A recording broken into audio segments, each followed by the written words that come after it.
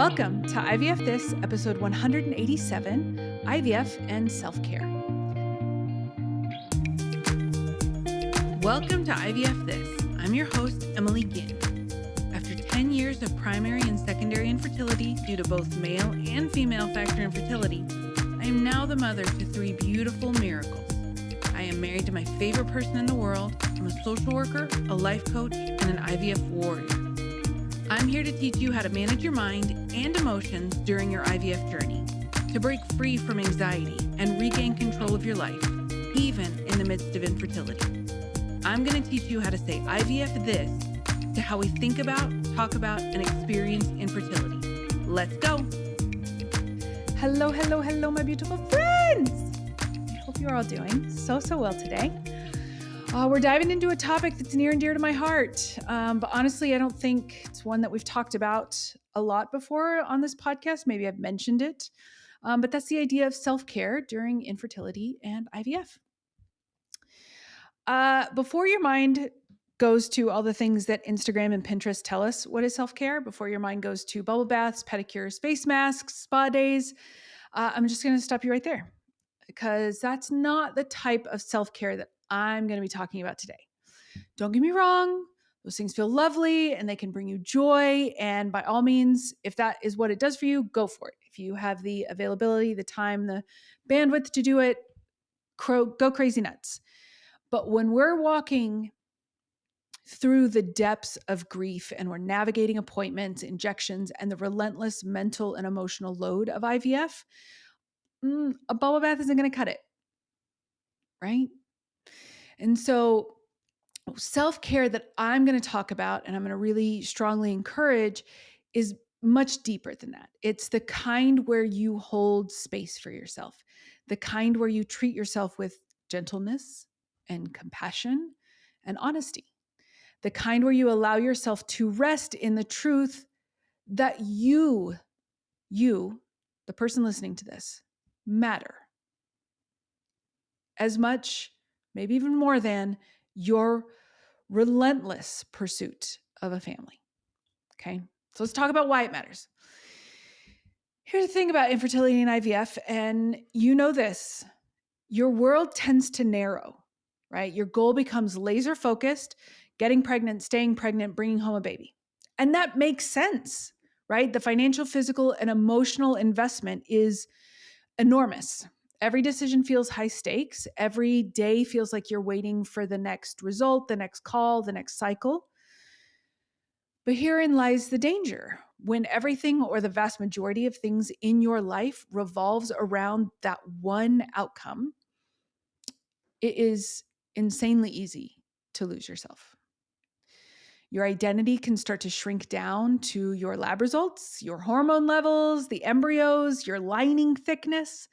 You stop being a full human, or at least you stop imagining or viewing yourself as a fully fleshed out human being, and start thinking about yourself as a vessel, right? At least in your own mind, right?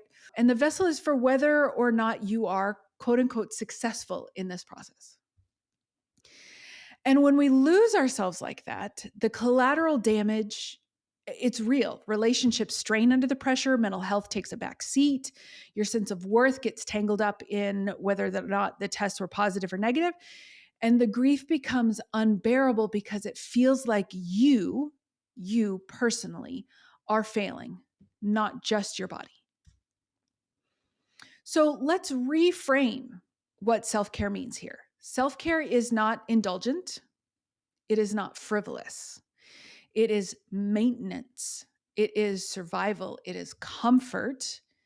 It is saying to yourself, reminding yourself, I matter even in this experience, this process, this journey, whatever is going to work for you, whatever verbiage sounds the most true and authentic for you, it all boils down to, I still matter. Self-care in IVF can look like a lot of different things, right? It can look like giving yourself permission to rest when your brain is screaming that you should be doing more research, more supplements, more acupuncture, that you just should be doing more, and not necessarily just within IVF. Like if you're working and you're telling yourself you should be doing more, in your relationships, in your friendships, this constant need of telling yourself that you could be doing more, give yourself permission to like rest when that comes up. It can look like choosing to not attend baby showers or gender reveals if you feel like your heart is going to shatter that day, and knowing that it doesn't make you bitter, right? That's the part that's the self-care. Not necessarily choosing to not attend baby showers, although that is a form of self-care, but rather how you treat yourself in the face of opting out of those interactions, those engagements, those experiences. That it doesn't mean anything about you. What, if anything, it means that you are being honest with yourself, that this is just not something that you have the bandwidth, the capability, the spoons for in this moment. It can look like letting yourself cry after an appointment without shaming yourself for being too emotional. It looks like offering yourself the same compassion that you would extend to the very best friend if they were the ones walking through this. Because I'm guessing you probably wouldn't tell her to toughen up, put on her big girl pants, shut up, that there's something wrong with her, that she's being too emotional. You wouldn't just tell her to be positive. You wouldn't tell her that she is only worthy of beta results. So why are you telling yourself that? Or any variation of that? I also want to talk about this belief that a lot of us carry. And it's this myth of sacrifice, that in order to get pregnant, we have to sacrifice everything else, or most things. We sacrifice our hearts, we sacrifice our brains, our bandwidth, our relationships, all in the name of this dream. And not that it's not a worthy pursuit, but that narrative we're fed is that if we want it badly enough, if we just keep giving more and more and more, if we keep pushing harder, eventually we'll earn it. And please note the heavily implied air quotes on earn, because you don't have to earn this, but we feel like we do. But here's the truth. You don't have to destroy yourself in the pursuit of motherhood. You do not have to abandon your mental health, your friendships, or your sense of self. Your worthiness is not on pause until your baby is in your arms. You can want this more than anything in the world and still care and love yourself in the process. Those two things don't conflict. They're both essential. So what does this brand of self-care look like? It might mean saying no to commitments because you don't have the desire or the bandwidth. It might mean asking your partner or trusted friend to take on more of the logistical load so that you can rest, whether that's at home or at work, or even you're having your partner do the shots or anything like that, right? It can mean journaling or therapy or coaching, or just allowing yourself to acknowledge this is really hard. Like, it's not a figment of your imagination. This is really hard. And allowing yourself to admit that without minimizing it in any way. It could be setting boundaries around conversations that feel triggering. It could mean unfollowing accounts on social media that make you spiral. It could mean giving yourself permission to be angry, to be sad, to be jealous, to grieve without judgment. And it might mean reminding yourself daily that you are more than your body's ability to conceive. You are already whole. You're already valuable. You're already worthy of compassion right now, in this moment, no matter what the outcome is. So if you hear nothing else today, hear this. Self-care during infertility and IVF is not a luxury. It is not optional. It is your lifeline. It maybe just looks differently than how you thought it would look. To the women who are listening to this and they feel lost in the depths of their grief, maybe you feel like you have disappeared into the waiting and the trying and the endless appointments. I see you. I honor how hard this is, and I know how consuming, all consuming it can be. I beg of you, don't abandon yourself here. Don't sacrifice the entirety of who you are on the altar of a maybe.